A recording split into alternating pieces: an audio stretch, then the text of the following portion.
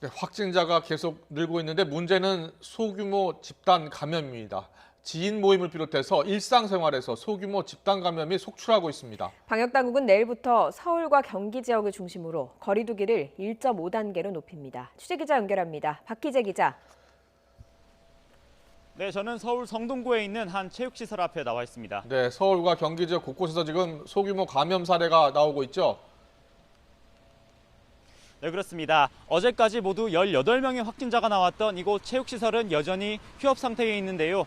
관할구청은 일단 접촉자 검사에서는 모두 음성 판정을 받았다고 밝혔습니다. 다만 이곳 일상 감염과 관련해 새로운 집단 감염 사례가 계속해서 추가되고 있는데요. 수도권 온라인 친목 모임이 바로 그 사례에 해당됩니다.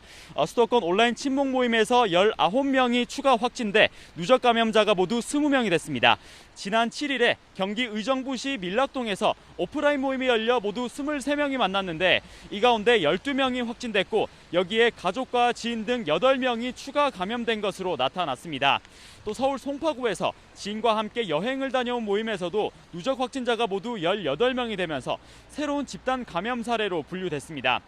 경기도 안산시에 있는 지하 실내 수영장에서도 관련해 3명이 양성 판정을 받아 모두 12명이 확진됐습니다.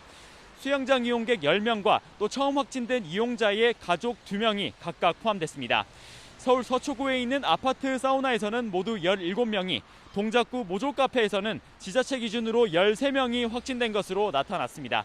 연세대학교에서는 공과대학 재학생 4명이 확진되면서 이 가운데 1명이 이용했던 실험 실습실이 폐쇄되기도 했습니다. 네, 내일부터는 서울을 중심으로 거리 두기가 격상되죠. 네, 그렇습니다. 방역당국은 최근 마련된 거리두기 단계별 지침에 따라서 내일부터 서울과 경기 지역을 중심으로 거리두기 단계를 1단계에서 1.5단계로 높일 예정입니다.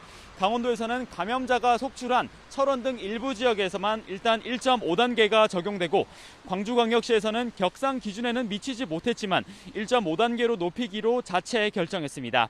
이에 따라 내일부터 클럽을 비롯한 유흥시설 5종과 노래연습장, 결혼식장, 식장, 카페 등 시설에서는 시설 면적 4제곱미터당 1명으로 이용 인원이 제한됩니다.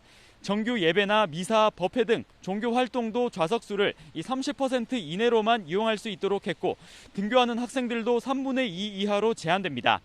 방역당국은 이번 거리두기 1.5단계 조정의 목표는 지역사회 유행을 신속하게 차단해 2단계로 격상하지 않고도 상황을 반전시키는 것이라며 방역 지침에 적극적으로 협조해달라고 재차 당부했습니다. 지금까지 서울 성동구에 있는 한 체육시설 앞에서 YTN 박희재입니다.